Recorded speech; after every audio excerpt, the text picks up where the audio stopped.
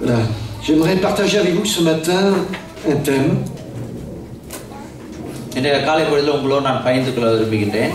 qui est celui de la tentation. Je voudrais d'abord illustrer ça par une anecdote. J'ai rencontré dernièrement une connaissance comme ça en ville.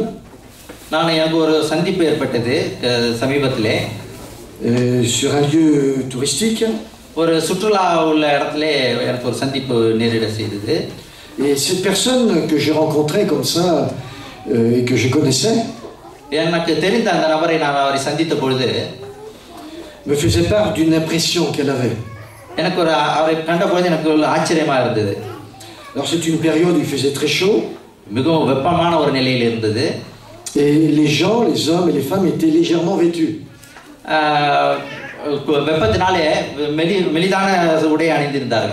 Alors cet homme me disait, on voit de belles jeunes filles ici. Mais il me dit, attention, on doit faire attention, car Satan essaie de nous tenter sur ce terrain. Sous-entendu pour nous les hommes. Alors il avait prononcé le mot tentation. Je dis bien que les jeunes filles étaient légèrement vêtues.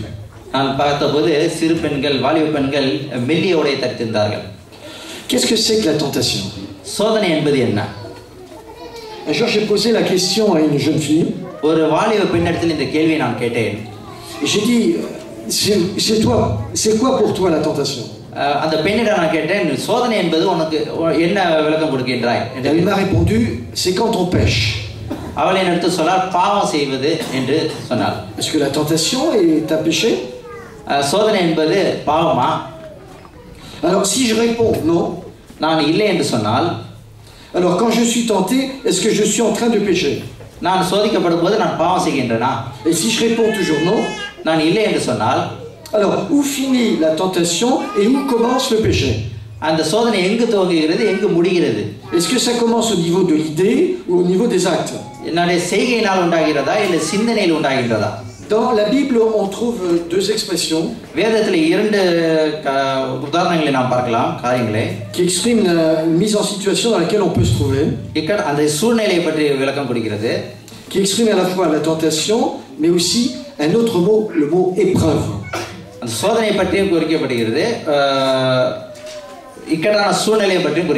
Est-ce que ça veut dire la même chose? Est-ce qu'il y a une différence entre les deux? Est-ce qu'il y a une différence dans la nature même de la tentation? Est-ce que ça vient de la personne de qui ça provient? Celui qui est peut-être pour moi ou la chose ou la personne qui peut être l'objet d'une tentation. Tout dépend le but visé par cette personne. Alors aujourd'hui j'aimerais énoncer ce qu'est la tentation et surtout comment nous aider à vaincre la tentation.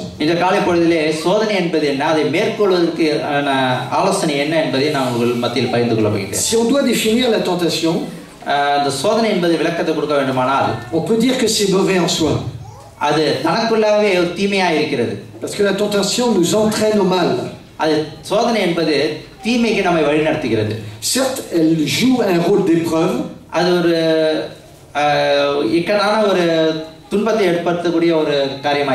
Une épreuve parce qu'elle montre ce que l'homme vaut finalement. Mais son véritable but, c'est de séduire et de faire tomber.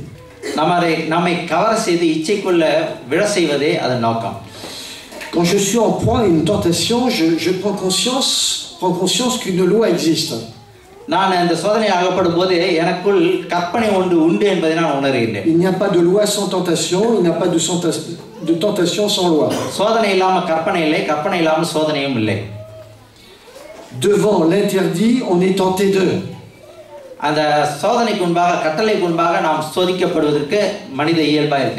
J'ai bien dit devant l'interdit. On va prendre un exemple. இதற்கு உதாரணமாக ஒரு காரியத்தை Dans la Genèse, ஆதியாகமம் chapitre 3. 3ஆம் அதிகாரம். Déjà au chapitre 2, Dieu avait dit à Adam, 2ஆம் அதிகாரத்திலே ஆதாம் இடத்தில் ஆண்டவர் சொல்கிறதை நாம் tu ne பார்க்கிறோம். pourras pas toucher, tu pourras manger de tous les arbres du jardin, அந்த தோட்டத்தில் உள்ள எல்லா கனிகளையும் நீ சாப்பிடலாம். mais il y a un arbre, tu ne pourras pas toucher à cet arbre. ஒரே ஒரு மரத்தில் உள்ள கனிகளை மாத்திரம் நீ தொடக்கூடாது என்று சொன்னார். Interdit. அது மிகவும் எச்சரிப்பு, முக்கியமான எச்சரிப்பு. Voilà, ça c'est l'interdit qui se présente. அந்த எச்சரிப்பை ஆண்டவர் கொடுக்கின்றார். Et au chapitre 3, 3ஆம் அதிகாரத்தில் பார்க்கும்பொழுது il s'est trouvé que Ève s'est approchée de cet arbre à un moment donné. ஏவாள் அந்த மரத்தின் அருகிலே சோதிக்கப்படுவதற்கு வருகின்றார். Et c'est là qu'elle a entendu la voix du serpent. அப்பொழுது தான் அவள் வலு சர்ப்பத்தின் சத்தத்தை கேட்கின்றார். Le serpent qui lui a dit, அந்த வலு சர்ப்பம் சொல்கிறது, oula, un serpent qui parle maintenant là. வலு சர்ப்பம் பேசுகின்றது பாருங்கள். Est-ce que quelqu'un derrière le serpent serait en train de se servir du serpent pour parler au travers de lui? யாராவது அந்த வலு சர்ப்பத்தின் உள்ளாகவோ பின்னாகவோ இருந்து அவள் அந்த வலு சர்ப்பத்தின் மூலமா பேசுகின்றார்களா? Quelqu'un qui ne se présente pas franchement mais qui se cache derrière le serpent. நேரடியாக வந்து பேசாமல் சர்ப்பத்தின் பின்னாக இருந்து மறைந்து கொண்டு பேசுகிறார்கள். Alors voyez, devant cet interdit, bien la femme s'est présentée, a été attirée par cet arbre. தேவனுடைய கட்டளையை மீறும்படியாக அந்த இச்சையை நிமித்தம் அந்த மரத்தின் எதிரில் வந்து நிற்கின்றாள். Elle était tentée par cet arbre. அந்த மரத்துக்கு முன்னதாக சோதிக்கப்படுகின்றாள். Elle était இச்சிக்கப்படுகின்றாள். tentée de consommer le fruit de cet arbre. அந்த பழத்தை பறித்து சாப்பிடுவதற்காக இச்சிக்குள்ளாகப்பட்டாள். Est-ce que quand elle est attirée par cet arbre, est-ce qu'elle est en train de pécher? அவள் அந்த மரத்துக்கு முன்னதாக இச்சிக்கப்படுவதற்கு கொண்டு போகிறாளா இல்லை பாவம் செய்கின்றாளா? Non. இல்லை. Mais elle se met dans une situation qui ne va pas lui être favorable. இருந்தாலும் அவளுக்கு பிரியமான ஒரு சூழ்நிலையில் அவள் இல்லை. Et le texte nous dit, வேத வசனம் சொல்கிறது, au verset 6, 6ஆம் வசனம், la femme vit que l'arbre était bon à manger et agréable à la vue. அப்போது ஸ்திரியானவள் அந்த விருட்சம் புசிப்புக்கு நல்லதும் பார்வைக்கு இன்பமும், Ça aurait pu s'arrêter là. அதோடு நிறுத்தி இருந்திருக்கலாம். Et puis dire, bon ben je m'en vais. சரி நான் போகின்றேன்னு போயிருக்கலாம். Je ne mangerai pas de cet arbre. வேணாம், இதை நான் சாப்பிட விரும்பவில்லை. Elle aurait interrompu le processus de la tentation. அந்த சோதனையின் பின் விளைவை முன்னதாகவே நிறுத்தி இருந்திருக்கலாம். Le processus de la convoitise. இச்சையின் சோதனை. Tant que tu n'as pas cédé à la convoitise, tu n'as pas péché. அந்த இச்சைக்கு நீ வந்து தடை வைத்திருந்தால் நீ பாவம் செய்திருக்க மாட்டாய். Elle aurait pu interrompre. அது முன்னதாகவே நிறுத்தி இருந்திருக்கலாம். Mais voilà, elle a été séduite par le fruit de cet arbre. அந்த பழத்தின் மேல் கொண்ட இச்சை நிமித்தம் அவள் பாவத்துக்குள்ளானாள். Séduite par celui qui l'a invitée à consommer de cet arbre. அந்த இச்சைக்கு ஆளாக்கியது அந்த வலு சர்ப்பத்து பின்னாக இருந்து பேசிய ஆள் தான் அவளை இச்சைக்குள் படுத்தி séduite par le serpent. Ce serpent, c'est le séducteur. அந்த வலு சர்ப்பமே அந்த இச்சைக்குள்ளாக பாவத்திற்கு அனுமதித்தார். Il a commencé à lui dire, Dieu a-t-il réellement dit? அவள் கேட்கிறார், உண்மையிலேயே தேவன் அவையில் சொன்னாரா? C'est la mise en doute. இது ஒரு சந்தேகத்தை ஏற்படுத்தக்கூடியதா இருந்தது. Alors la femme répond, ben oui, Dieu nous a dit de ne pas toucher à cet arbre. அப்போது அந்த ஸ்திரீ சொன்னார், ஆமா நிச்சயமா ஆண்டவர் Parce que le jour où, si jamais je touche et que je consomme, je risque de mourir. நீ தொடும் நாளிலே சாவாய் என்று வேதத்தில் ஆண்டவர் சொல்லியிருக்கிறார் என்று சொன்னார். Le serpent a affirmé au verset 4, 4ஆம் வசனத்திலே வலு சர்ப்பம் நிச்சயமாக சொல்கிறது, vous ne mourrez pas. நீங்கள் சாவதில்லை என்று சொன்னது. Il est vrai qu'ils ne sont pas morts tout de suite. உண்மையாகவே அவர் சாகவில்லை, அந்த நேரத்திலே அவர் சாகவில்லை. Il faudra attendre des centaines d'années après. பல நூற்றாண்டுகள் கழித்து மரிக்க இருந்தார்கள். Mais ça arrivera quand même. அது நிச்சயமாக சாவு வரும். Et alors ça lui a ouvert les yeux parce que le serpent lui a dit, mais quand vous en mangerez, vos yeux s'ouvriront, vous serez comme Dieu, connaissant le bien et le mal. அப்பொழுது நீங்கள் இதை புசிக்கினாலே உங்கள் கண்கள் திறக்கப்படும் என்றும் நீங்கள் நன்மை தீமை அறிந்து தேவனை போல் இருப்பீர்கள் என்றும் தேவன் அறிவார் என்றது பிசாசு. Et voyez, elle a regardé. அந்த இஸ்ரேலானவள் அதை பழத்தை பார்த்தால், en regardant, ça a éclairé ses yeux, son intelligence. அந்த இஸ்ரேலானவள் அந்த பழத்தை பார்க்கும்போது தன் கண்கள் தெளிவுபட்டது, தன் இதயம் திறக்கப்பட்டது. Elle a fait le geste. அவள் அந்த பழத்தை பறிக்கும்படி கைகளை வைத்தினால் சாப்பிட்டால் et son mari qui se trouvait là à ce moment-là, அவளுடைய கணவன் அங்க இருந்த சமயத்திலே il aurait pu dire ah non non moi j'en veux pas. அவன் சொல்லியிருக்கலாம் எனக்கு வேணாம் நீ மாத்திரம் சாப்பிடுன்னு சொல்லியிருக்கலாம். Que voulez-vous, les hommes sont solidaires des femmes. ஆண்கள் அவர்கள் பெண்கள் மத்தியிலே எப்படி இருக்காரு பாருங்கள். Et il a consommé lui aussi. அவனும் அதை சாப்பிட்டான். Et tous les deux sont tombés ensemble. இரண்டு பேரும் பாவத்துக்கு அடிமைகளானார்கள். Solidaires jusqu'au bout. கடைசி வரைகள் ஒற்றுமையா இருந்தார்கள். Mais Adam aurait pu refuser. ஆதாம் ஒருவேளை அவங்களை நிறுத்தியிருந்திருக்கலாம். Alors il y aurait eu que Ève qui aurait été pécheresse et puis Adam s'en serait sorti. Mais அவள் நிறுத்தியிருந்தால் ஏவாள் மாத்திரம் பாவத்தில் அடிமைப்பட்டிருந்திருப்பாள், ஆதாம் தப்பித்திருந்திருப்பாள். Avait-il averti sa femme que Dieu lui avait dit tu ne toucheras point? ஆதாம் தன் மனைவியிடத்தில் தயவன் தொடக்கூடாதுன்னு சொல்லி எச்சரிக்கை கொடுத்திருந்திருப்பாரா? Messieurs, n'accusons pas nos sœurs, nos femmes trop rapidement. ஆண்களே உங்கள் மனைவிகளே குற்றப்படுத்தாதீர்கள். Parce que Adam était responsable. ஆதாமும் அதுக்கு கணக்கு ஒப்பிக்க வேண்டும். Voilà, il y a eu un processus qui est parti de l'abord de la convoitise et qui est arrivé finalement à la consommation des fruits. அந்த இச்சை நிமித்தம் அது பின் விளைவுகள் பயங்கரமாக இருந்தது. Devant l'interdit, on est toujours tenté. இந்த எச்சரிப்புக்கு முன்னதாக நாம் எப்போதும் சோதிக்கப்படுகின்றோம். Et celui qui nous tente நாம் சோதிக்கப்படுகையில் a envie de faire ce qui lui plaît à lui. அதாவது நம்ம அவனுக்கு சோதிக்கப்படும் போது அவன் சோதிக்கப்படுறவனுக்கு நாம் பிரியமாக நடக்க முயற்சிக்கின்றான். Un auteur qui s'appelle Albert Legrand என்ற எழுத்தாளர் சொல்கிறார் dit ceci. இவனமா சொல்கிறார், la tentation சோதனை என்பது qui est une impulsion de notre ennemi, நம்முடைய மிகப்பெரிய ஒரு எதிரி, une impulsion spirituelle ஆவிக்குரிய எதிரி, à ce qui est défendu, எச்சரிப்பு கொடுக்கப்பட்ட காரியத்துக்கான எதிரி, et cause de péché selon l'intention du tentateur. சோதனைக்காரனுக்கு நமக்கு மேற்கொள்வதற்கான எச்சரிப்பாக இருக்கிறது. En fait, il n'induirait pas en péché. நம்ம நேரடியாக பாவத்திற்கு உட்படுத்துவதில்லை. Il n'induirait pas en tentation s'il n'avait pas l'intention de faire pécher. நாம் பாவம் செய்வதற்கு உண்மையான எண்ணம் இல்லாதிருந்தால், la séduction c'est ça. La séduction. நம்ம இச்சை என்பது அதுதான். Le parfum. Vous êtes dans la rue comme cela. நீங்கள் ரோட்டில் கடந்து செல்லும்போது et vous passez à côté de quelqu'un qui s'est parfumé. ஒரு பர்ஃப்யூம் வந்து அடித்திருந்தார்கள் என்றால் vous retournez. நீங்கள் உங்களை அறியாமலே திரும்பி பார்ப்பீர்கள் அந்த வாசனையை கண்டு. C'est agréable. அது விருப்பமான காரியமா இருக்கலாம். C'est attirant. அது கவரக்கூடிய காரியமா இருக்கலாம். On est bien, on est content de se retrouver avec quelqu'un qui dispense une belle odeur.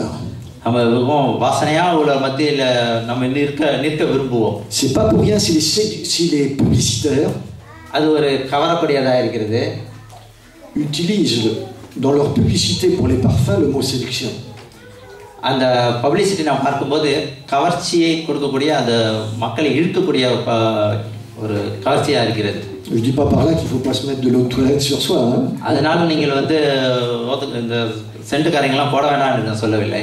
Mais à la fois les parfumeurs et les publicitaires savent quel est l'impact du produit qu'ils proposent. அதை தயாரிப்பவர்களும் அவர்களை publicity பண்ணுவவர்களும் அதன் விலையை அவர்கள் அறிவார்கள். என்ன séduire, on pourrait dire c'est fasciner, ravir, captiver, subjuguer. அதாவது கவர செய்வது என்பது அவர்களை மக்களை வந்து கவர செய்வது, இழுப்பது, அடிமைப்படுத்துவது எல்லாம் சேர்ந்தது. Le séducteur propose un plus, un mieux. அந்த கவர்ச்சியாளர்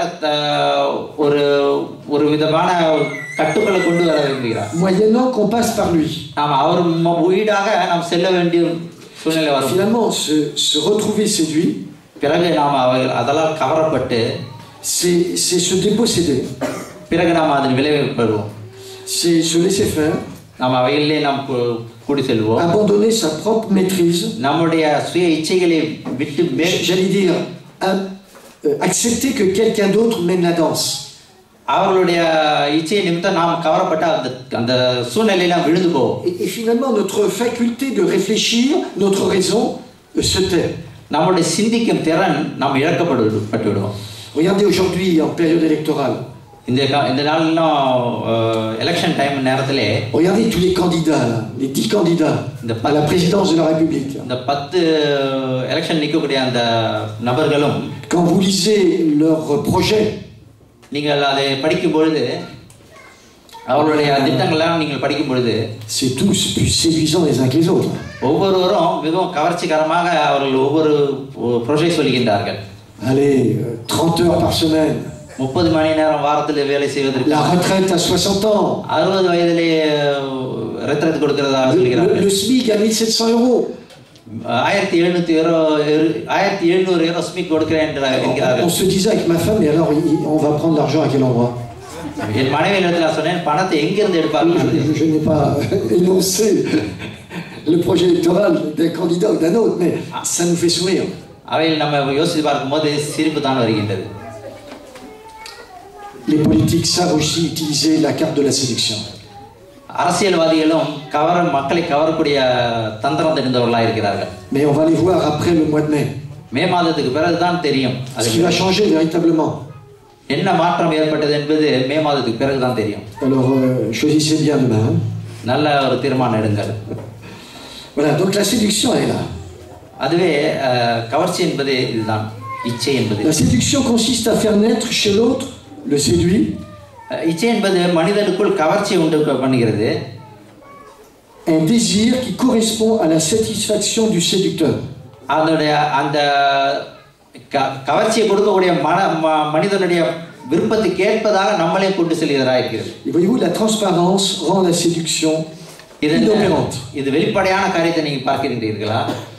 La séduction, quand elle n'est pas réciproquement identifiée, அது முழுமையாக நாம் புரிந்து கொள்ளாவிட்டால் aboutit la plupart du temps à un abus de pouvoir. நம்ம கடைசியாக அதன் விளைவு மிகவும் மோசமானதா இருக்கும். Vous voyez, la séduction ne conduit pas vers l'autonomie, இந்த இச்சை என்பது நம் தனிப்பட்ட தீர்மானத்தை எடுக்கக்கூடியதா இல்லை, mais vers une dépendance vis-à-vis du séducteur. மற்றவர்களுடைய கவர்ச்சிக்கு நாம் உட்பட்டு விழத் தள்ளுகிறதா இருக்கிறது. Donc il faut savoir et se dire, est-ce que j'ai toujours la liberté de choisir? நாம் ஒவ்வொரு முறையும் சோதிக்கப்படும் போது நம்மை நாமளே கேள்வி கேட்டுக்கொள்ள வேண்டும். நான் அந்த கவர்ச்சியில் விழுகிறேனா என்பதை நம்மை சோதித்து கேட்டுக்கொள்ள வேண்டும். Ce qui est intéressant là dans le texte de la Genèse, இந்த ஆதியாகமத்தில் உள்ள வசனத்தை நாம் படிக்கும் பொழுது le serpent se dit en hébreu Narash. இந்த வலு சர்ப்பம் சோதிக்கு இச்சைப்படுத்தினதுன்னு பார்க்கும்போது நராஷ் என்ற வார்த்தை எபிரேய பாஷையில் உபயோகப்படுத்தப்பட்டுள்ளது. Le mot Nasha, qui est juste à côté du mot Narash, ça veut dire aussi séduire. நஷா என்ற வார்த்தையும் இச்சை என்பதை குறிக்கிறது.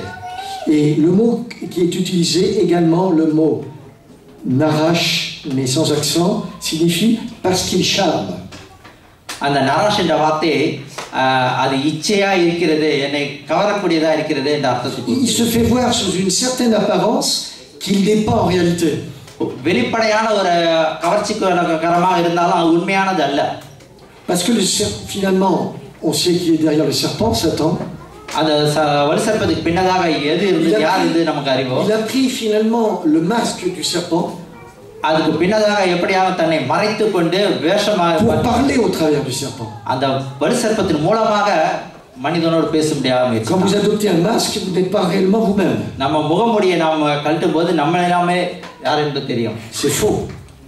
பொய், அது பொய்யான காரியம். Si Satan, Lucifer qui dans le ciel s'était présenté tel qu'il était dans le ciel, là nos parents ça aurait été différent sûrement. பரலோகத்தில் இருந்த அந்த லூசிஃபர் என்பவன் நேரடியாக அவனுடைய மகிமையோடு வந்திருந்தால் அது நாம் கண்டிருக்க முடியும். Je pourrais dire qu'il a occulté son origine. அவனுடைய உண்மையான மகிமையை மறைத்துக் கொண்டிருந்தான். Et vous voyez d'où vient le mot occultisme. ஒக்குல்டிசம் என்ற வார்த்தை எங்கிருந்து வருகிறது என்று பார்க்கலாம். C'est quelque chose qui est apparent, mais derrière ça c'est faux. வெளிப்படையாக வேறு விதமா தெரியலாம், பின்னதாக அது பொய்யான காரியமா இருக்கு. Et l'hypocrisie c'est ça aussi.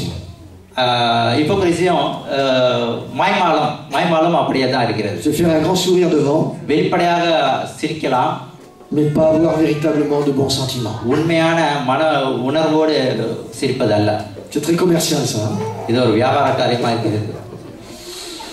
Alors l'épreuve, qu'est-ce qui fait la différence entre le mot tentation et épreuve? சோதனை என்பது என்ன என்பது சோதனை என்பதையும் சோதனை என்பது எப்படி தமிழ் எழுதுதல்ல சோதனை இக்கட்டு இரண்டும் இதுக்குள்ள வித்தியாசம் என்ன என்பதை நம்ம பார்ப்போம். Une épreuve, c'est une expérience, elles ont pour but de faire connaître la valeur d'une chose ou d'une personne. ஒரு மனிதனுடைய உண்மையான நினைவு என்ன என்பதை நாம் வெளிப்படுத்துகிறது. Voilà, pour permettre à la personne de révéler véritablement sa valeur. உண்மையான மனிதனுடைய பலன் என்ன என்பதை அது வெளிப்படுத்துகிறது. Jésus a été tenté. இயேசு கிறிஸ்து சோதிக்கப்பட்டார். Jésus a été éprouvé. அவரும் சோதிக்கப்பட்டார். La vie de Jésus n'a pas été facile. இயேசு கிறிஸ்துவின் வாழ்க்கை அவ்வளவு சுலபமானதாக இருந்ததில்லை. Et l'épreuve en soi qu'a pu vivre Jésus இயேசு கிறிஸ்துவுக்குள் சோதனையினால் வாழ்ந்து கொண்டிருந்த பொழுது lui a permis véritablement de se révéler tel qu'il était. அந்த சோதனை என்பது உண்மையிலேயே அவர் யார் என்பதை அவரே வெளிப்படுத்தினார். Il y avait toujours des adversaires. தொடர்ந்து அவருக்கு எதிராளி இருந்து கொண்டே தான் இருந்தார்கள். Mais Jésus répondait toujours calmement, avec assurance et j'allais dire avec respect des hommes. ஒவ்வொரு முறையும் அவர் பதில் சொல்லும்போது மிகவும் ஜாக்கிரதையாகவும் மரியாதையோடு அவர் பதில் சொல்லி வந்தார். J'aimerais prendre, si vous voulez bien, revenir sur le texte de Matthieu. மறுபடியும் மத்தேயு 4ஆம் அதிகாரத்துக்கு வருவோம். Matthieu qui nous rapporte justement un moment particulier de la vie de Jésus. Matthieu 4. இயேசு கிறிஸ்துவினுடைய அந்த சோதனை காலத்தை பற்றி மத்தேயு 4ஆம் அதிகாரம் விளக்கமாக சொல்கிறது. Jésus vient d'être baptisé. அவர் அப்பொழுதுதான் ஞானஸ்நானம் பெற்று வெளியே வந்தார். Jésus est conscient de sa mission, du projet messianique qui repose sur ses épaules. அவருடைய மேசியாவின் ஊழியமானது அவருடைய தோளில் இருந்தது. அவருடைய ஊழியமா நியமிக்கப்பட்டது என்பதை அறிந்திருந்தார். Et au verset 16, nous lisons au chapitre 3 déjà. 3ஆம் அதிகாரம் 16ஆம் வசனத்தை வாசிப்போம். Dès que Jésus ait été baptisé, இயேசு ஞானஸ்நானம் பெற்று il sortit de l'eau. ஜலத்திலிருந்து கரையை Voici les cieux s'ouvrirent et il vit l'esprit de Dieu descendre comme une colombe et venir sur lui. இதோ வானம் அவருக்கு திறக்கப்பட்டது. தேவாவி புறாவை போல இறங்கி தம்மேல் வருகிறதை கண்டார். Une voix se fait entendre et dit, celui-ci est mon fils bien-aimé en qui j'ai mis toute mon affection. வானத்திலிருந்து ஒரு சத்தம் உண்டாகி இவர் என்னுடைய தேசகுமாரன் இவரில் பிரியமாயிருக்கிறேன் என்று. Nous avons parlé avec les jeunes ce matin de la Trinité. இந்த காலை பொழுதிலும் திருத்துவத்தை பற்றி வாலிபர்களோடு Et voilà, là, au moment du baptême de Jésus, il y a la présence de l'Esprit Saint qui se présente sous forme d'une colombe. Et puis aussi la voix de Dieu qui se fait entendre, celui-ci est mon fils bien-aimé. இயேசு கிறிஸ்து ஞானஸ்நானம் பெற்று வெளியே பெற்ற போது 3 திருத்துவத்த காரியங்களை பார்க்கலாம். பரிசுத்தாவியானவர் இறங்குறதும் தேவனானவர் பேசுகிறதும் பார்க்கலாம். Dieu, Père, Fils et Saint-Esprit sont présents ici dans ce texte. பிதா குமாரன் பரிசுத்தாவியார் மூவரும் அந்த இடத்துல இருப்பதை நாம் Mais ce காணலாம். texte dit par rapport à Jésus இயேசு கிறிஸ்துவை பற்றி இந்த வசனம் சொல்வது என்னவென்றால் qu'il est bien celui que Dieu a envoyé pour sauver les hommes. இவரே தேவனுடைய மகன் உலகத்தை ரட்சிக்கும்படியாக அனுப்பப்பட்டார் என்பதை சொல்கிறது. La suite du texte அதன் வசனத்தின் தொடர்ச்சியாக nous dit que l'Esprit a emmené Jésus dans le désert.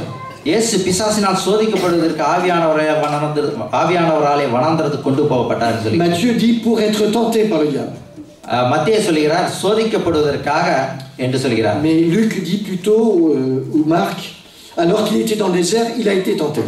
மார்க்கும் லூக்காவும் சொல்கிறார் வனாந்தரத்தில் இருக்கும்போது சோதிக்கப்பட்டார் என்று எழுதுகிறார்கள். Jésus finalement va passer une quarantaine de jours dans le désert. அந்த வனாந்தரத்தில் ஏறக்குறைய 40 நாட்கள் அவர் கழித்தார். Il va jeûner. அவர் உபவாசம் இருந்தார். Jeûner, prière, ஜெபத்தோடு உபவாசத்தோடு இருந்தார்.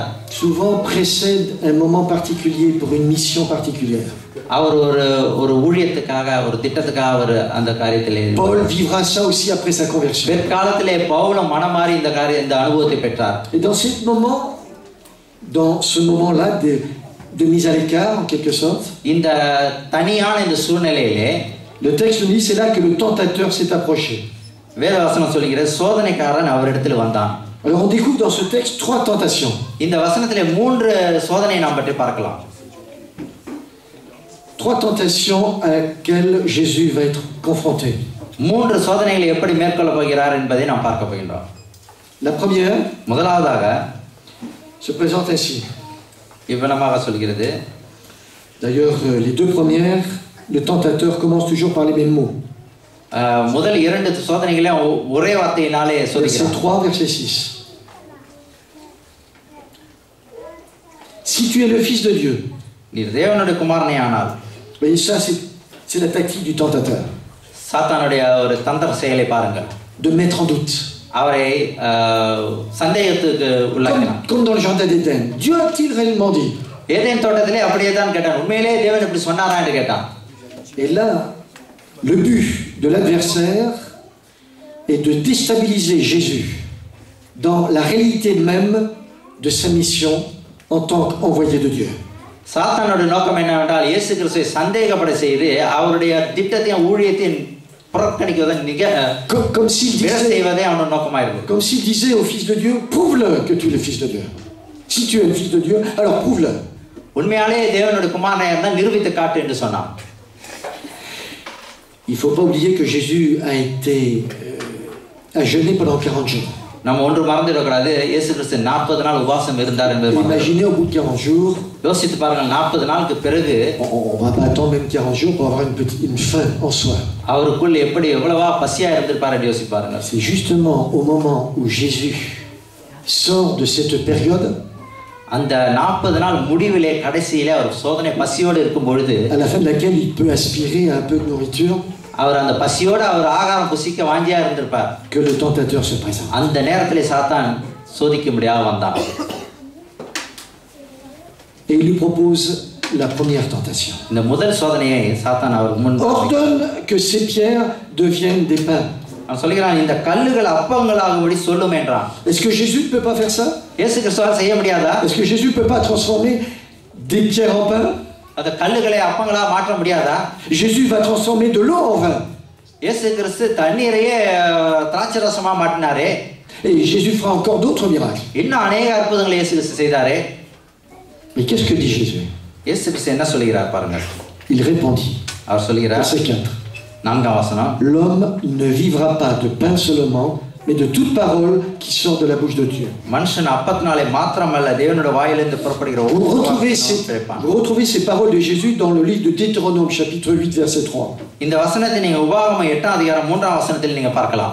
Ce que Jésus est en train de dire à l'adversaire, இயேசு கிறிஸ்து இந்த சோதனைக்காரன்ட்ட என்ன சொல்கிறார் என்றால், qu'il est venu pour faire la volonté de son Père. இவர் தேவனுடைய சித்தத்தை நிறைவேற்றும்படியாக வந்தேன் என்று சொல்கிறார். Que Jésus est venu pour être solidaire de la situation des hommes. இந்த மனிதர்களுடைய ரட்சிப்புக்காகவே இவர் வந்தார் என்று சொல்கிறார். Et dans la Genèse, cette situation des hommes est la suivante. ஆதியாகமத்திலே வேலை சொல்கிறது, l'homme travaillera la terre à la sueur de son front. மனிதன் வேர்வை சிந்து உழைப்பான் என்று வேதம் சொல்கிறது. C'est sûr que Jésus aurait pu faire un miracle. நிச்சயமாக இயேசு கிறிஸ்து ஒரு இம்மப்பொழுதிலே ஒரு அற்புதத்தை செய்திருக்கலாம். Mais Jésus est venu pour sauver et non pour faire des miracles pour des miracles. மனிதனை ரட்சிப்பதற்காகவே வந்தாரே தவிர அற்புதங்களை செய்வதற்காக அவர் வரவில்லை. L'adversaire essaie quoi finalement? சோதனைக்காரன் அவனுக்கு பிறகு என்ன என்பதை அவனுக்கு அறிவான். Il essaye de demander à Jésus de faire un miracle en dehors de la volonté de son Père. அவனுடைய சோதனை சாத்தானுடைய நோக்கம் திட்டம் என்னவென்றால் பிதாவின் சித்தத்துக்கு மாறாக செய்ய வைப்பதே அவனுடைய நோக்கமாக இருந்தது. De chercher de la nourriture en dehors que la nourriture que peut lui procurer son Père. பிதாவால் அந்த ஆகாரத்தை கொடுப்பதை பார்க்கலாம் வேறு விதமாக அவரை செய்ய. Regardez comment se termine l'histoire. எப்படி முடிகிறது என்று பார்ப்போம். Le texte dit, வசனம் சொல்கிறது, et voici des anges vinrent auprès de Jésus et le servirent. பிறகு சொல்கிறது 11ஆம் வசனம், உடனே தேவதூதர்கள் வந்து அவருக்கு பணிவிடை செய்தார்கள். Jésus ne veut pas chercher de nourriture en dehors de la volonté de son Père. பிதாவின் சித்தத்துக்கு மாறாக அவர் ஆகாரத்தை கொடுக்க முயற்சிக்கவில்லை. Première tentation, la nourriture. முதல் comme dans le jardin d'Éden finalement. முதல் சோதனை என்பது இச்சை ஆகாரம். Tout ça pour une question de fruits. Eden தோட்டத்திலே இப்படியே தான் நடந்தது. C'est vrai que des fois on se fait avoir avec la nourriture. சாப்பாடு விஷயத்தில் சில நேரத்தில் நாம் தவறுகின்றோம். Vous passez devant un magasin, கடைக்கு முன்னதாக une செல்லும் pâtisserie on va dire. Hein? ஒரு ரொட்டி கடைக்கு முன்னதாக நாம் செல்லும் பொழுது Vous voyez un beau gâteau là. அழகான ஒரு Qu'est-ce que நல்ல ருசியுள்ள ஒரு கேக்கை நாம் பார்க்கின்றோம். Bon, je passe. நாம அதன் அருகே செல்கின்றேன். Ah non, je m'arrête. இல்ல நான் நிற்கின்றேன். C'est là que ça va commencer. Hein? அப்பொழுதுதான் என்னுடைய யோசனை சிந்தனை. Parce que c'est ça finalement la tentation. C'est de s'arrêter devant l'objet qui nous tente. இதுதான் சோதனை என்பது இதுதான். அதுக்கு முன்னதாக நின்று நம்ம கவரப்பட்டு விழுகின்றோம். Allez, on passe. அது நம்ம போயிடுவோம். Et puis on rentre dans le magasin. நாம கடைக்குள்ள செல்கின்றோம். Puis une fois que vous êtes dans le magasin, on va faire autre chose que d'acheter, hein, finalement. கடைக்குள்ளா போகும்போது வாங்கி தான் ஆகும். வேற ஒன்றும் செய்ய மாட்டோம். Voilà, attiré par la propre convoitise. இச்சையினால் கவரப்பட்டு விழுவது. Mais tout ça, c'est un processus que tu peux interrompre quand tu veux. இந்த சோதனையை நீ முடிந்தால் உன்னால் நிறுத்த முடியும். Je dis quand tu veux, mais quand tu vas trop loin, ça te paraît difficile de revenir en arrière. நான் உன்னால் முடியும் என்பதை சொல்கிறேன். முடியாத பட்சத்திலே நீ விட்டுவிட்டால் நீ மறுபடியும் பின்னாக வருவது கடினமாக இருக்கும். Est-ce que vous vous souvenez la dernière fois où vous avez été tenté? கடைசியா நீங்க சோதிக்கப்பட்டது ஞாபகம் இருக்கிறதா? C'était pas avec un gâteau. கேட்கப்பட்டு நான் autre chose. Parce que chacun a ses faiblesses. Parce que l'adversaire, c'est là où il peut te tenter, là où il peut te faire trébucher. உன்னுடைய பலவீனம் என்ன என்பதை சாத்தான் நன்கு அறிவான். உன்னை எங்கு சோதித்து எப்படி விழ செய்ய என்பதை அவன் அறிவான். Ne pensez pas que pour Jésus aussi, c'eût été une tentation de faire un miracle où tout le monde l'aurait reconnu comme le Messie. நீ அற்புதம் செய்யனால் எல்லாரும் மேசியா என்பதை மனிதர்கள் உணர்ந்து கொள்வார்கள் என்பதை சொல்லி அவன் சோதிக்க முடியாது செய்தான். Deuxième étape du tentateur. இரண்டாவது சோதனை. Le diable le transporta dans la ville. அவரை பரிசுத்த நகரத்துக்கு கொண்டு போனான். Je suis en train de me dire là, mais attendez, le diable transporte Jésus. நான் யோசித்து பார்த்தேன், இயேசு கிறிஸ்துவை அவன் கொண்டு போனானா? Dans la ville, le plaça au haut du temple. பரிசுத்த நகரத்துக்கு கொண்டு போய் தேவாலயம். Un endroit stratégique. தேவாலயத்து உப்பரிக்கையின் மேல் அவரை நிறுத்தி. Il lui dit, si tu es le fils de Dieu, jette-toi en bas. நீ தேவனுடைய குமாரனையானால் தாழ குதியும் என்றான். Et voilà que l'adversaire même va utiliser un texte biblique en disant, il donnera des ordres à ses anges à ton sujet et ils te porteront sur les mains. அவன் வேத வசனத்தையே உபயோகித்து சொல்கிறான் பாருங்கள். தம்முடைய தூதலுக்கு உம்மை குறித்து கட்டளையிடுவார், உமது பாதம் கல்லில் இடாதபடிக்கு உம்மை தங்கள் கைகளில் ஏந்து கொண்டு போவார்கள் என்பதாக எழுதியிருக்கிறது என்று வேத வசனத்தின் மூலமாக சொன்னான். Voilà que l'adversaire va utiliser la méthode de Jésus, c'est-à-dire de se référer à la parole. வேத வசனத்தினூடாக வேதத்தின் மூலமாகவே அவரை சோதிக்கும்படியாக. Mais l'adversaire utilise une parole, j'allais dire de l'Ancien Testament, une parole de la Bible, pour justifier son projet.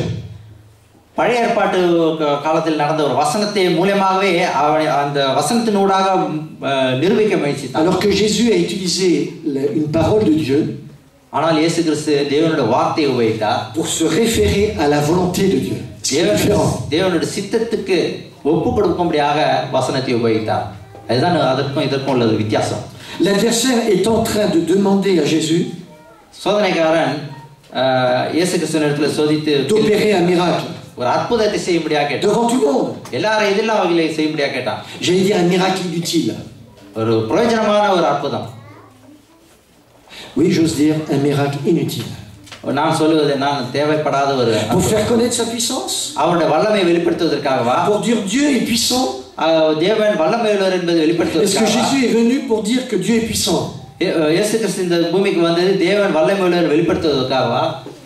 Dieu a envoyé son fils pas pour dire hey, fais voir comme je suis puissant, mais va dire aux hommes que je les aime et que je veux qu'ils reviennent à moi. நான் அவர் இந்த பூமிக்கு நான் வல்லமையுள்ளவர் என்பதை நிரூபிப்பதற்காக வரவில்லை, மனிதர்களை ரட்சித்து அவர்கள் என்னிடத்தில் அன்பு கூற என்பதற்காகவே obligé Dieu பூமிக்கு வந்தார்.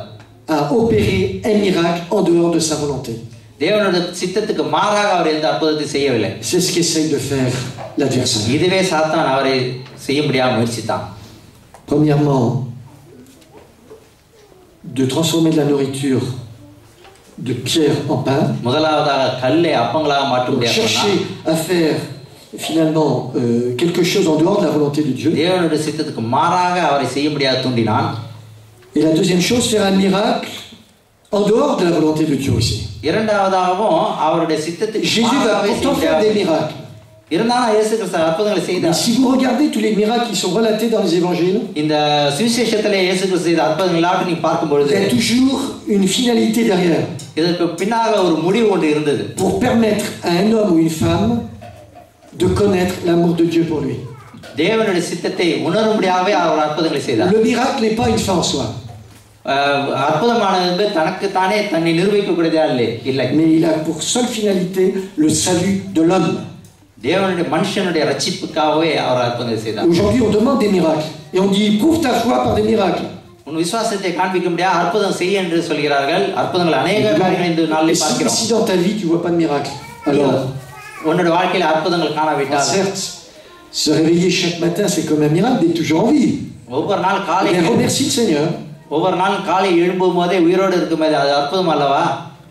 நன்றி செலுத்துகிறோம். Troisième tentative de l'adversaire qui n'est pas arrivé à faire Jésus, à faire abdiquer Jésus. மூன்றாவது சோதனையை பற்றி நாம் பார்க்கின்றோம். Le texte nous dit le diable le transporta encore sur une montagne très élevée.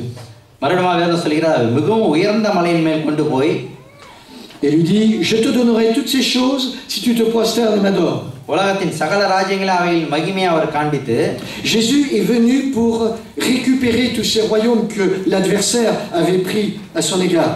பிசாசானவன் இந்த பூமியை ஜெயித்து மேற்கொண்டு அவனுக்குள்ளாக்கினது போல அவரும் இந்த பூமிக்குள்ள வந்து அவர் பக்கமாக இந்த பூமியை இழுத்துக்கொள்வதற்காக இந்த பூமிக்கு வந்தார்.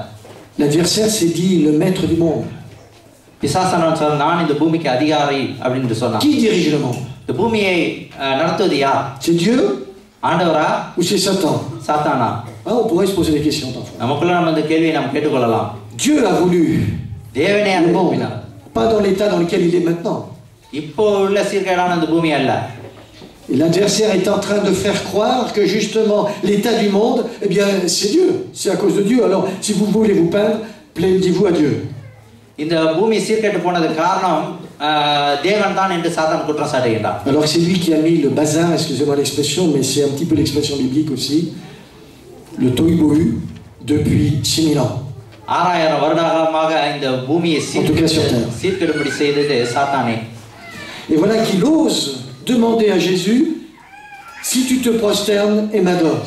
எவ்வளவு தைரியமா துணிகரமா சொல்கிறான் பாருங்கள் நீ சாஷ்டாங்கமாய் விழுந்து என்னை பணிந்து கொண்டால். Il a essayé d'avoir Jésus sur la nourriture, முதலாவதாக ஆகாரத்தின் மூலமாக சோதித்தான், de faire un miracle en dehors de la volonté de Dieu. தேவனுடைய சித்தத்துக்கு விரோதமான Et maintenant il demande, lui qui prétend être le maître du monde, de l'adorer. இந்த பூமிக்கு அதிகாரியாக தன்னை காட்டிக்கொண்டு என்னை வணங்கு என்று சாஷ்டாங்கமாக வணங்கு என்று சொன்னான். Devant des situations des fois difficiles, இந்த இக்கட்டான சில சூழ்நிலைகள் வரும்போது parfois il faut être radical. சில வேளை நாம ஜாக்கிரதையா இருக்க வேண்டும். Ça m'est arrivé. எனக்கும் இந்த விதமான சோதனைகள் வந்து devant une tentation très forte, ஒரு சோதனையான ஒரு காலம் நேரிட்ட போது de crier à Dieu, dit Seigneur, aide-moi. தேவனே எனக்கு இரங்கும் என்று நான் கெஞ்சினேன். Avec par mes propres forces, je ne peux pas y arriver. என்னால என்ன சுய பலத்தால முடியாது என்று கெஞ்சினேன். Je veux que tu m'aides à remporter cette difficulté. இந்த கஷ்டத்தையும் இந்த துன்பங்களையும் மேற்கொண்டு ஜெயிப்பதற்கான பலத்தை தாரும் என்று கெஞ்சினேன். La tentation n'est pas le péché. சோதனை என்பது பாவம் அல்ல.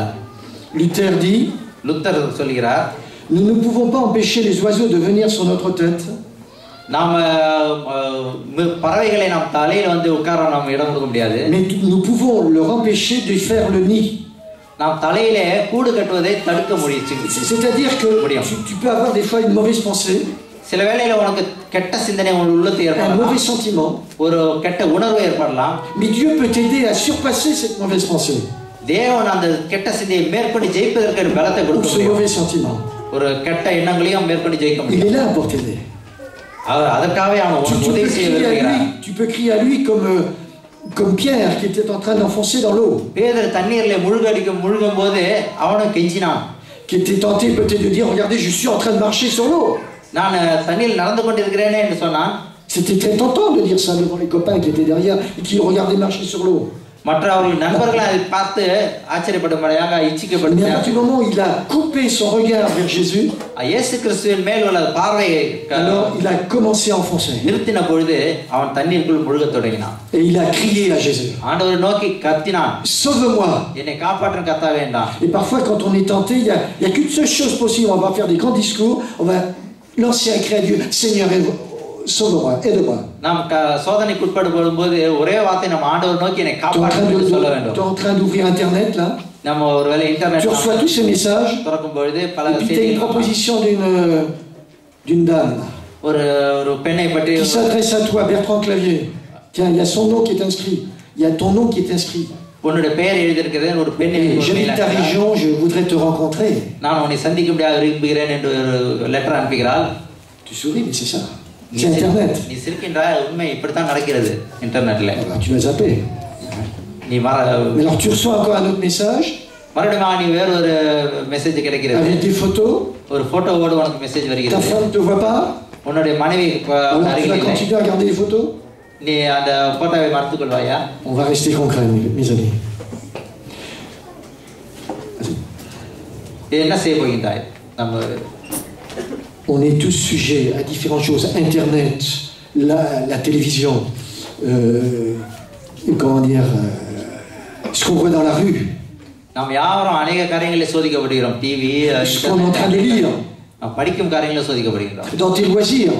நம்முடைய காரியங்களும் வெளியிலும் சோதிக்கப்படுகின்றோம். Si tu sors un jour, imagine-toi, tu as envie d'aller danser. நீ ஒரு நாள் வெளியே போய் டான்ஸ் ஆட விரும்பினால் qu'est-ce que tu crois qu'il va se passer dans ce lieu de danse? அந்த டான்ஸ் ஆட இடத்துல என்ன நடக்கும் என்பதை யோசித்து பார். Voilà, je vous donne plusieurs exemples comme ça பல உதாரணங்கள் உனக்கு சொல்லுகின்றேன். pour montrer une chose. ஒரு காரியத்தை நீ செய்ய வேண்டும். C'est que quelqu'un aussi a été tenté comme toi. உன்னை போலவே ஒருவர் சோதிக்கப்பட்டார். Mais il a surmonté la tentation grâce à sa relation avec son père. தேவனோடு உள்ள உறவின் நிமித்தம் அந்த சோதனையை மேற்கொண்டு ஜெயித்தார். J'aimerais te lire ici une pensée d'Ellen White. Pour terminer. Ellen G White அம்மையாருடைய ஒரு வாசகத்தை உங்கள் மத்தியில் நான் பகிர்ந்து கொள்ள விரும்புகின்றேன். Ce qui est intéressant, அது ஒரு parce que Ellen White நல்ல ஒரு வாசகமாக இருக்கிறது. les séductions auxquelles le Christ eut à résister இயேசு கிறிஸ்து சோதனைக்குட்பட்ட பொழுது sont celles contre lesquelles nous luttons avec tant de peine. ஒவ்வொரு நாளும் அந்த பாரத்தோடு அவர் சோதிக்கப்பட்ட பொழுது Elles furent d'autant plus violentes que son caractère était supérieur au nôtre. அது மிகவும் கொடிதான அந்த சோதனை மத்தியிலே அவருடைய குணாதிசயங்கள் பலப்பட்டது. Pourtant sur lui le poids effroyable des péchés du monde. இந்த உலகத்தின் பாவங்கள் அவரை மேற்கொண்ட பொழுது le Christ fut soumis à l'épreuve de la convoitise, இச்சையை நிமித்தம் அவர் மேற்கொண்டு ஜெயிக்கக்கூடிய de l'amour du monde, அன்பின் இந்த பூமியின் மேல் வைத்த அன்பின் du நிமித்தம் désir de paraître, இந்த பூமியில அவர் வெளிப்பட்ட பொழுது qui fait tomber dans la présentation. அந்த சோதனைக்குட்படும்படியாக இருந்த அந்த சூழ்நிலையிலே Non, notre Sauveur a revêtu notre humanité அவர் நம்மை போலவே மனித அவதாரம் எடுத்து avec tous ses dangers. இந்த எல்லா அபாயங்களில் இருந்தும் அவர் நடந்து சென்ற பொழுதிலும் Il a encouru la possibilité de céder à la tentation. இந்த சோதனைகளை மேற்கொண்டு நிறுத்துவதற்கான பலத்தையும் உடையவராக இருந்தார். Nous n'avons rien à supporter qu'il n'ait enduré lui-même. அவர் நமக்காக எல்லாவற்றையும் மேற்கொண்டார். நாம் அதை பின்பற்றவர்களாக இருக்கிறோம். Aussi longtemps que nous sommes unis avec lui par la foi, விசுவாசத்தினாலே அவரோடு நாம் இணைந்திருக்கும் பொழுது le péché ne domine pas sur nous. பாவம் நம்மை மேற்கொள்ள முடியாது. Dieu fait en sorte que par la main de la foi, நம்முடைய விசுவாசத்தின் மூலமாக nous saisissions fortement la divinité du Christ afin d'atteindre à la perfection du caractère. நம்ம தேவனுடைய பரிபூர்ணமான சுத்திகரிப்புக்கு பூரணத்துக்கு நம்மை வழிநடத்துவார். Jésus a fait appel à la puissance de l'esprit et à l'aide de son Père. தேவனுடைய பலத்துக்காகவும் பரிசாவியான உதவிக்காகவும் Et ce que Jésus a fait dans sa vie, toi aussi tu peux le faire. ஒவ்வொரு நாள் இயேசு கிறிஸ்து இதைத்தான் செய்தார். நீனும் இப்படி செய்ய வேண்டும். Enfant, jeune ou adulte, சிறுவர்களா இருந்தாலும் வாலிபர்களா இருந்தாலும் பெரியவர்களா இருந்தாலும் சரி le Seigneur peut t'aider à remporter la victoire parce qu'il a remporté la victoire sur la tentation, sur le péché et sur la mort, et sa victoire c'est la tienne aussi. பாவத்தையும் மரணத்தையும் மேற்கொண்டு ஜெயித்தது போல நீனும் அவருடைய பலத்தினாலும் மேற்கொண்டு ஜெயிக்க முடியும். Il n'a pas fait appel pour lui-même à une puissance qui ne serait refusée. En tant qu'homme, il a fait face à la tentation, l'a vaincu par la force que Dieu lui a donnée. தேவன் அவர் கொடுத்த பலத்தினாலே வல்லமையினாலே பாவங்களை சோதனையை மேற்கொண்டு ஜெயித்தார். Que le Seigneur te soit en aide. தேவன் தாமே உனக்கு உதவி செய்வாராக. Et que par sa relation que tu souhaites entretenir avec lui, ஒவ்வொரு நாளும் தேவனோடு உள்ள உறவிலே நீ வளப்படும்போது qui te permette d'aller de victoire en victoire par sa grâce. அவருடைய கிருபையினாலே பலத்தின் மேல் பலம் கொண்டு வெற்றியின் மேல் வெற்றி கொண்டு ஜெயம் பெற pour chaque jour de ta vie.